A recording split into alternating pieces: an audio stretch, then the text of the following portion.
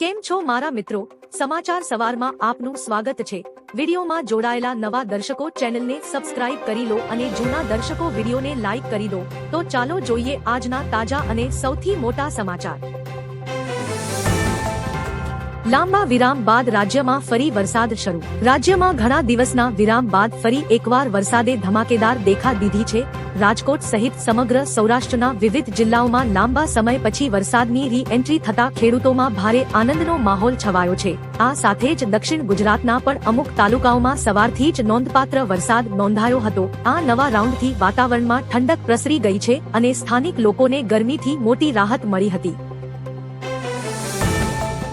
ગુજરાતમાં એકસાથે 4 weather system active. હવામાન વિભાગ મુજબ રાજ્યમાં હાલમાં low pressure system, upper air cyclonic circulation, western disturbance અને મોન્સૂન ટ્રફ સહિત 4 શક્તિશાળી વેધર સિસ્ટમ સક્રિય છે। તેના સંયુક્ત પ્રભાવથી અરબી સમુદ્ર તરફથી ભેજવાળા પવનો ફૂંકાઈ રહ્યા છે। રાજકોટ, ખેડા, વલસાડ અને ભાવનગરમાં ધીમો વરસાદ શરૂ થયો છે। રથયાત્રાના દિવસે અમદાવાદમાં વાવાઝોડા સાથે ભારે વરસાદની આગાહી કરવામાં આવી છે।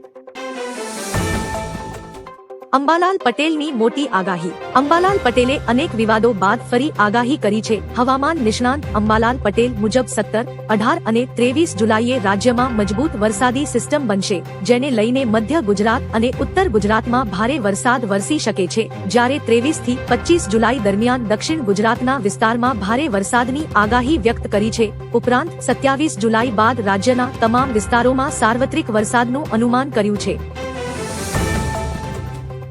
પીએમ મોદીએ અટકાવ્યો મોટો હુમલો। પોલેન્ડના ઉપવિદેશ મંત્રી વ્લાદિસ્લાવ ટોફેલ બાર્ટોશેવ્સ્કીએ પીએમ મોદીને લઈને મોટો દાવો કર્યો છે। તેમણે કહ્યું કે રશિયા યુક્રેન યુદ્ધ દરમિયાન 2022ના અંતમાં રશિયા દ્વારા યુક્રેન પર ટેકનિકલ પરમાણુ હથિયારોના ઉપયોગની આશંકા હતી, ત્યારે પીએમ મોદીએ રાષ્ટ્રપતિ પુતિનને આ પગલું ભરવાથી રોકવા માટે તેમને મહત્વની ભૂમિકા નિભાવી હતી। દુનિયાના પસંદીદા નેતાઓમાં મોદી એવા નેતા છે જેમની વાત પુતિન સાંભળે છે।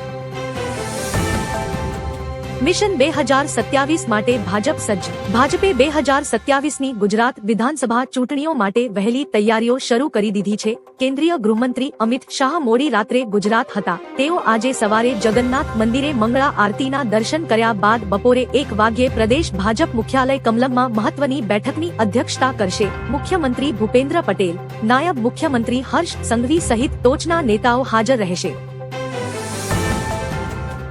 સુરત ડીસીપી નકુમ ફરી વિવાદમાં। સુરતમાં આઈપીએસ પ્રમોશન મેળવનાર ડીસીપી રાજદીપસિંહ નકુમ ફરી વિવાદમાં આવ્યા છે। સલાબતપુરા વિસ્તારમાં હત્યાના પ્રયાસના 5 આરોપીઓને કોર્ટમાં રજૂ કરવાના બદલે પોલીસે રિકન્સ્ટ્રક્શનના બહાને રસ્તા પર સરઘસ કાઢ્યું હતું। સુપ્રીમ કોર્ટ અને ડીજીપીના આદેશોની અવગણના કરીને ડીસીપી નકુમે જાહેરમાં આરોપીઓને 25 થી વધુ લાકડીના ફટકા માર્યા હતા। વિડીયો વાયરલ થતા પોલીસની કામગીરી સામે સવાલો ઉઠ્યા છે। ગુજરાતને વૈશ્વિક રમતગમતનું મુખ્ય કેન્દ્ર બનાવવાના પ્રયાસો। ગુજરાતને વિશ્વસ્તરીય રમતગમતનું કેન્દ્ર બનાવવા માટે રાજ્ય સરકારે મહત્વના પગલાં લીધા છે। હાઈરોક્સ અને આયર્નમેન જેવી વિશ્વ પ્રસિદ્ધ ફિટનેસ અને એન્ડ્યુરન્સ આધારિત સ્પર્ધાઓને ગુજરાતમાં લાવવા અંગે સકારાત્મક ચર્ચા થઈ છે। આ પહેલ સફળ થશે તો ગુજરાત વૈશ્વિક સ્પોર્ટ્સ ડેસ્ટિનેશન તરીકે વધુ મજબૂત બનશે, જેનાથી રાજ્યમાં આંતરરાષ્ટ્રીય સ્તરની રમતગમત પ્રવૃત્તિઓ અને પર્યટનને પણ વેગ મળશે।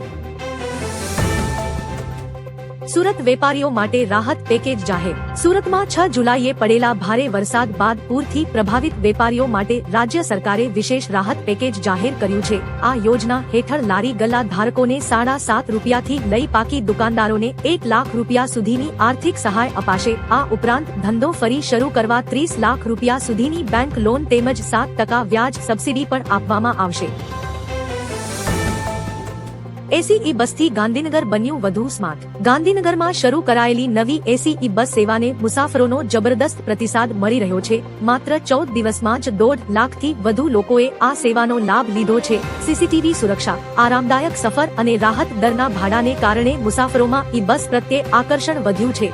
ગ્રીન અને સ્માર્ટ સિટી તરફ આગળ વધી રહેલા ગાંધીનગરમાં ખાનગી વાહનોને બદલે સુરક્ષિત, પર્યાવરણમૈત્રી અને જાહેર પરિવહન અપનાવવા અપીલ કરવામાં આવી છે।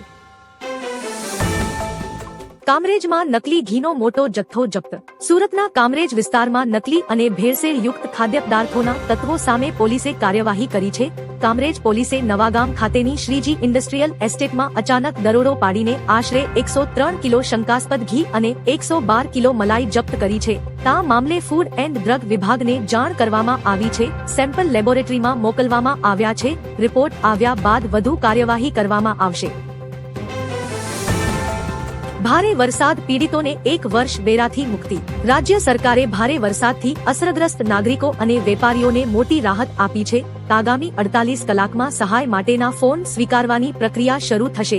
જે રહેણાંક મકાન, દુકાન અથવા વેપાર સ્થળોમાં વરસાદી પાણી ભરાયા હોવાની ફોટો અથવા વિડીયો દ્વારા પુષ્ટિ થશે તેમને 1 વર્ષ માટે મહાનગરપાલિકાના વેરામાંથી મુક્તિ મળશે. સરકારે તેને અત્યાર સુધીનું સૌથી મોટું રાહત પેકેજ ગણાવ્યું છે.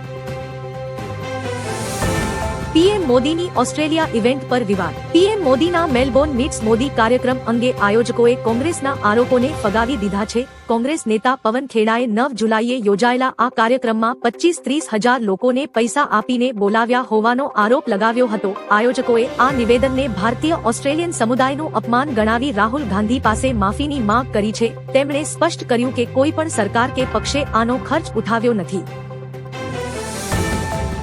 અમેરિકા ભારત પર 100% ટેરિફ લગાવશે.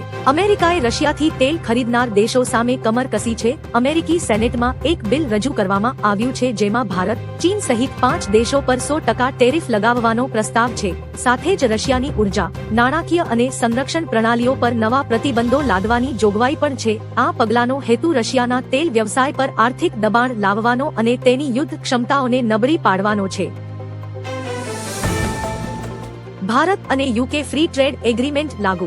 ભારત અને યુકે વચ્ચેનો ફ્રી ટ્રેડ એગ્રીમેન્ટ આજથી એટલે કે 15 જુલાઈથી અમલમાં આવી ગયો છે.